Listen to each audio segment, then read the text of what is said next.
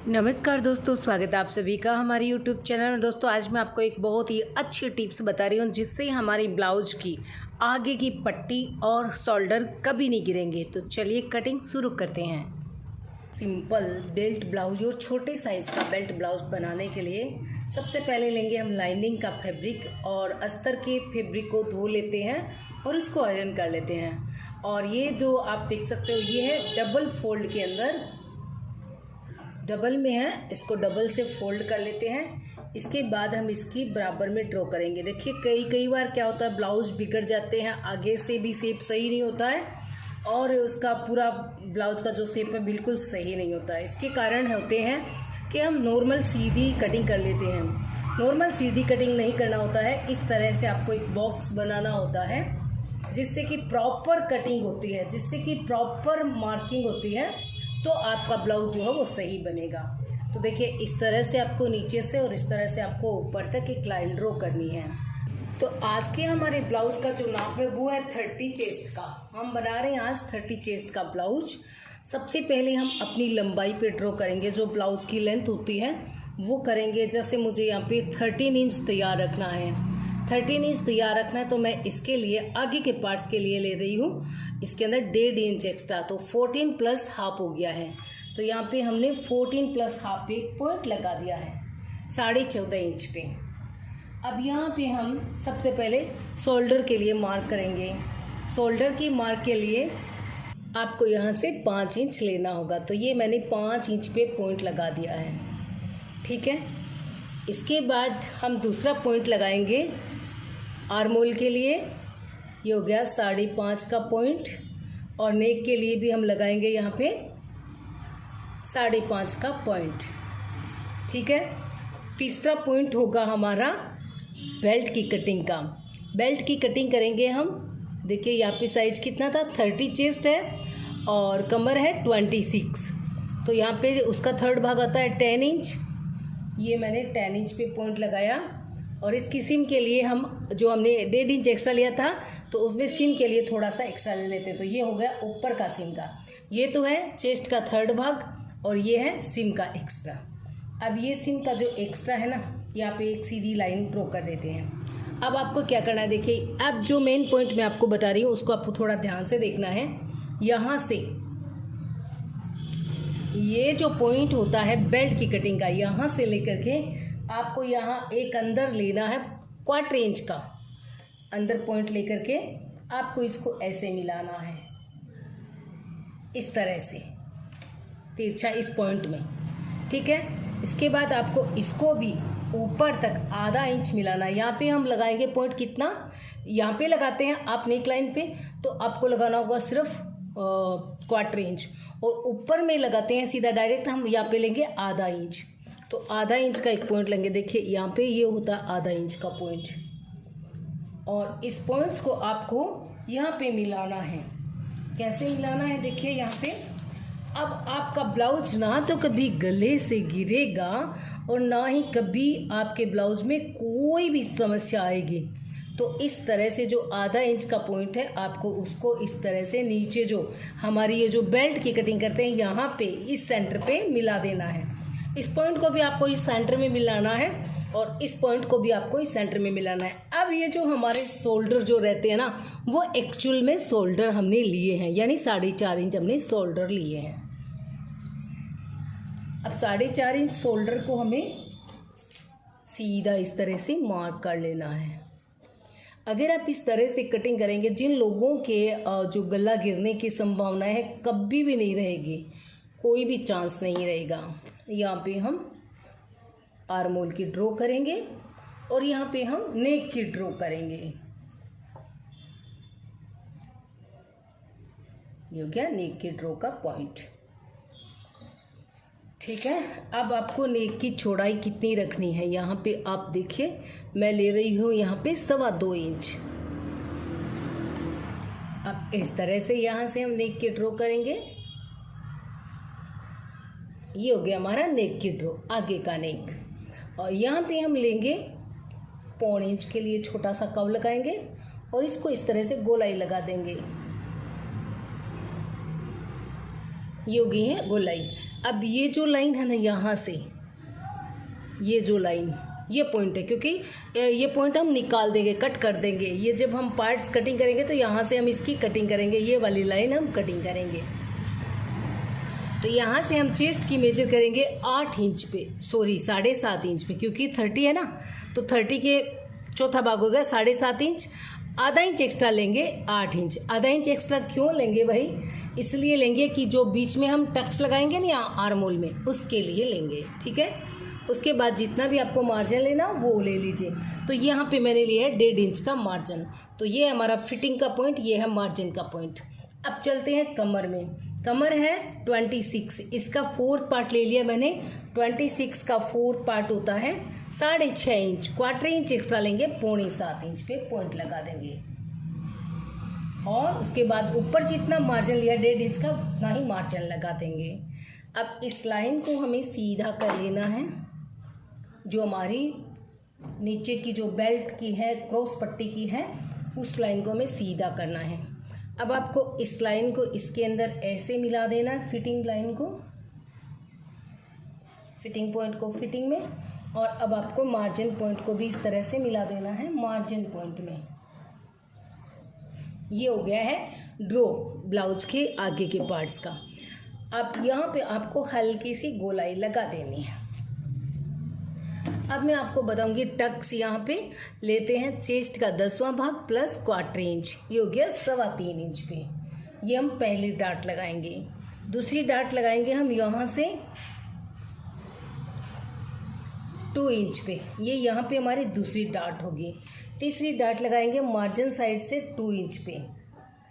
और चौथी डाट जो लगाएंगे वो हम आप यहाँ पे किसी भी साइड पे, यहाँ पे जो गोलाई होती है वहाँ पे लगा सकते हैं। अभी इसकी जो टक्स होती है, टक्स पॉइंट है, वो है 8 इंच पे। तो ये मैंने देखिए 8 इंच पे एक पॉइंट लगा दिया है। ये वाला 8 इंच का पॉइंट हो गया है। ये होता है पफ का सेंटर पॉइंट। तो इसको आपको देखिए ऐसे मिलाना है, सेंटर पॉइंट में मिला दिया। इसको भी आपको सेंटर पॉइंट में मिला देना है। इसको भी आपको इस तरह से सेंटर पॉइंट में मिला देना है। और इसको भी आपको ऐसे सेंटर पॉइंट में मिला देना है। तो ये चारों जो डाट लगेगी ना, तब ये आपका छोटा सा पफ बनेगा। ये होगा उसका सेंटर पॉइंट। इसको हम इतना ही लेंगे। ये सिलाई हम यहाँ से यहाँ तक लेंगे। इस सिलाई को हम यहाँ से यहाँ तक लेंगे। इस सिलाई को हम यहाँ से यहाँ तक लेंगे। और इस टक्स को हम यहाँ से यहाँ तक लेंगे, ठीक है ना। इस तरह से सेंटर बिंदु पे, ये जो बिंदु होता है, इससे लगभग 1-1 इंच की दूरी पे ये सब पॉइंट लग गए हैं। अब हम इसकी कटिंग कर सकते हैं। आगे के पार्ट्स में इतना ध्यान रखेंगे, किसी भी साइज के लिए आपको यहाँ पे आधा इंच अंदर की ओर चलना है मेन सेंटर मेन लाइन से, और नीचे की साइड में 1/4 इंच। तो अब आप देख सकते हो मैंने जैसे जैसे ड्रॉ किया था, ये देखिए यहाँ से इस लाइन पे नहीं किया है, इस लाइन पे कटिंग किया है और इसको ऐसे निकाल दिया है। अब ये देखिए, ये यहाँ से आपको थोड़ा यानी 1/4 इंच एक्स्ट्रा लगेगा। यहाँ से आप देखेंगे तो ये आगे की ओर दिखेगा, पर जब हम इसको सिलाई करेंगे तो ये बिल्कुल बराबर आ जाएगा। और अगर आप इसको यहाँ से बराबर रखेंगे, ऊपर से नीचे से यहाँ से, तो ये जो है आपके इस तरह से अंदर की ओर चला जाएगा और ये पार्ट्स आगे आ जाएगा और ये पार्ट्स आगे आ जाएगा। जब हुक और आई की पट्टी लगाते इसमें आपको बहुत प्रॉब्लम होगी, तो इस चीज़ का आपको ध्यान रखना है। पार्ट्स की कटिंग करेंगे, बैक पार्ट्स के लिए ठीक बिल्कुल बराबर में लेंगे और ये जो फोल्डेड साइड है यहीं पे हम कटिंग करेंगे। तो सबसे पहले कमर की मार्क कर लेते हैं। 6.5 प्लस 1 इंच हो गया है 7.5 प्लस 1 इंच किसके लिए है? यहाँ पे जो हम डाट लगाएंगे उसके लिए है। डाट का आधा इंच इस तरफ और आधा इंच इस तरफ, ये हमारी इसकी जो है वो डाट होगी। और डाट की जितनी भी आप लेंथ रखना चाहते हैं वो आप रख सकते हैं। यहाँ पे 5 इंच तक मैंने रखी है। और ये इसकी फिटिंग लाइन और इसकी 1.5 इंच की ये हो गई मार्जिन लाइन। अब हम चलते हैं ऊपर में। इसकी लेंथ के लिए जैसे 13 इंच तैयार रखना है, बैक पार्ट्स को आपको लेना है 13.5 इंच। आगे के पार्ट्स को हमने लिया है 1.5 इंच एक्स्ट्रा, पीछे के पार्ट्स को हमने लिया है आधा इंच एक्स्ट्रा। ये तो ये है 13.5 इंच। अब हम यहाँ पे लगाएंगे इसकी वही यहाँ पे आपको कितना लेना है फिर शोल्डर, यहाँ पे हम शोल्डर लेंगे 4.5 इंच, क्योंकि वहाँ पे हमने 5 इंच स्टार्ट में लिए थे, आधा इंच हमने शेप में निकाल दिया था ना, तो पीछे कितना रहा 4.5 इंच। यहाँ पे हम नेक की चौड़ाई लेंगे 2.25 इंच और नेक जो लेंगे पीछे का वो लेंगे 8 इंच और इसको हम इस तरह से ड्रॉ कर देंगे। नेक को आपको इस तरह से ड्रॉ कर लेना है। ये हो गया आपका नेक।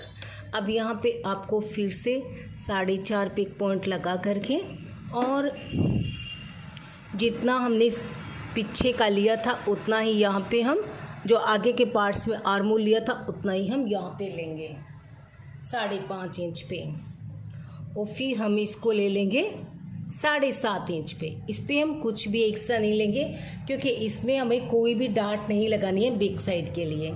यहाँ पे हम 1 इंच का पॉइंट लगाएंगे और ये गोलाई लगा देंगे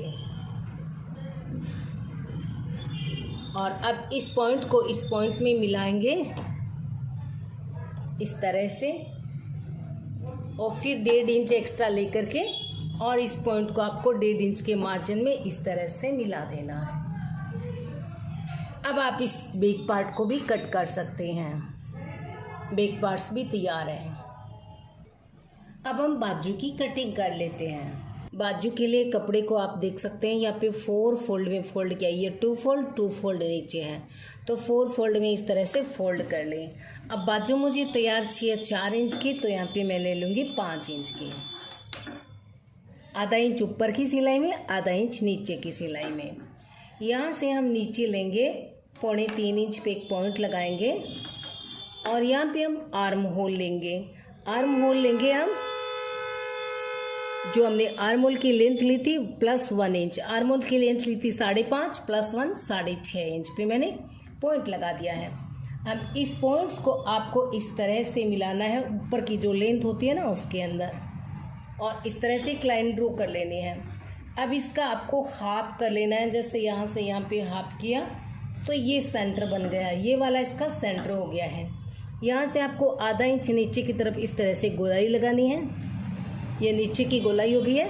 यहाँ से आपको आधा इंच ऊपर की तरफ ऐसे गोलाई लगानी है, ये ऊपर की गोलाई हो गई है।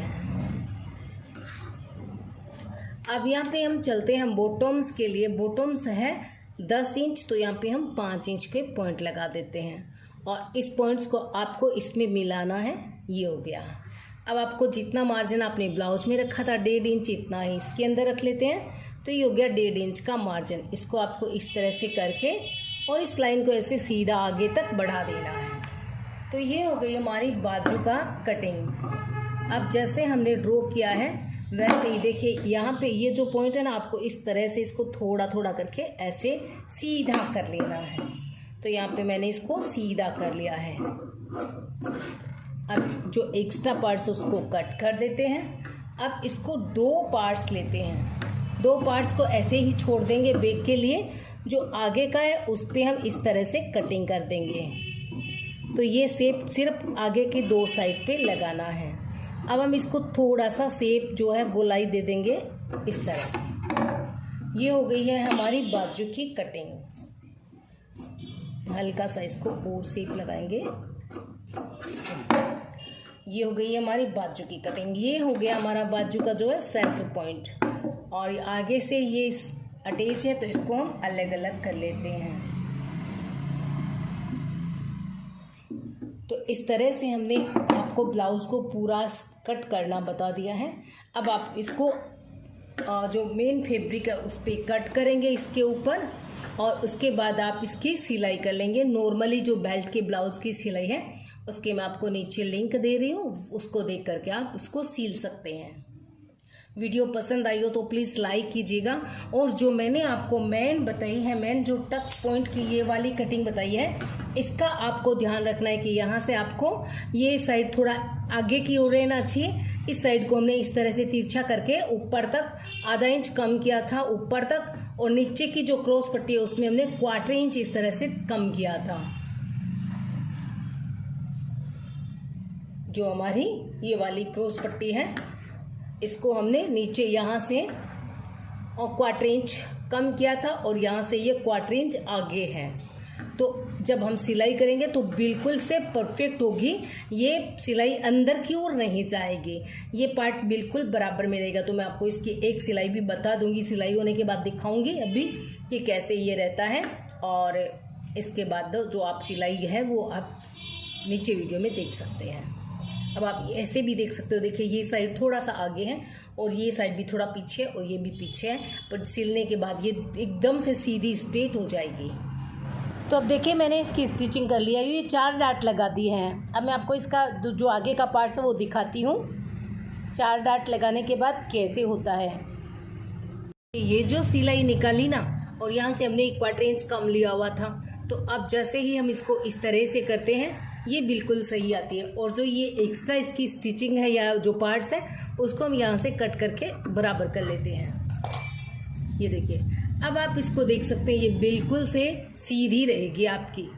और यहाँ पे आप हुक और आई की पट्टी लगाएंगे तो बिल्कुल से सीधी सिलाई आएगी और आपकी जो ये शोल्डर है वो कभी नहीं गिरेगी। मेन प्रॉब्लम जो शोल्डर की आती है वो इस तरह की कटिंग करने से गिरेगी नहीं तो क्या होता है कि यहाँ से जो हमने आधा इंच किया था ये इतना आधा इंच आगे रहेगा, तो फिर ये स्पेस ज़्यादा मिल जाता है। यहाँ से स्पेस ज़्यादा मिलने से ये गिरता है। और यहाँ से सेंटर को थोड़ा सा आगे रखा जहाँ पे हम सिलाई करते हैं और यहाँ से कम किया, तो अब ये एकदम से सीधी रहती है। सीधी रहने की वजह से यहाँ पे ज़्यादा स्पेस नहीं होता है, तो ये नीचे की ओर जो शोल्डर है वो नहीं गिरते हैं। तो इस तरह से आप ज़रूर जब ब्लाउज़ बनाएं तो एक बार आप इस तरह से बनाइएगा, आपका ब्लाउज़ बहुत बढ़िया बनेगा हमेशा से। तो आज की वीडियो देखने के लिए थैंक यू। वीडियो को लाइक और चैनल को सब्सक्राइब ज़रूर करें।